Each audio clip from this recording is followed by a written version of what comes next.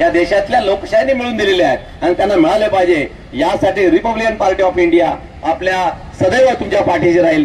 गेल्या वेळेस सुद्धा जरांगे साहेब आपल्या इथे वाशीत होते तेव्हा आम्ही आलो होतो आणि त्यांना आम्ही घेऊन गेलो होतो की साहेब हे आपलेच बांधव आहेत, आपल्यापासून दुरावता कामा नाही, कारण ही चळवळ आहे।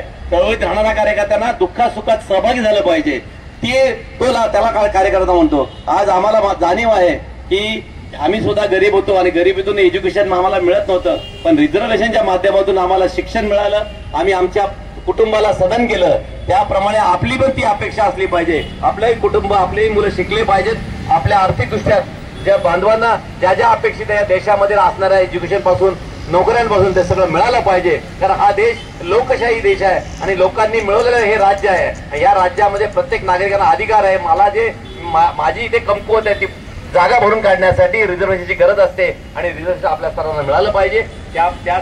त्यासाठी आपला रिपब्लिक पक्षाच्या वतीने नवी मुंबईतून आपला काय सहकार्य लागेल आम्ही सदैव तुमच्या पाठीशी राहील ही शुभेच्छा व्यक्त करतो आणि माझे 2 शब्द संपवतो। जय हिंद, जय महाराष्ट्र।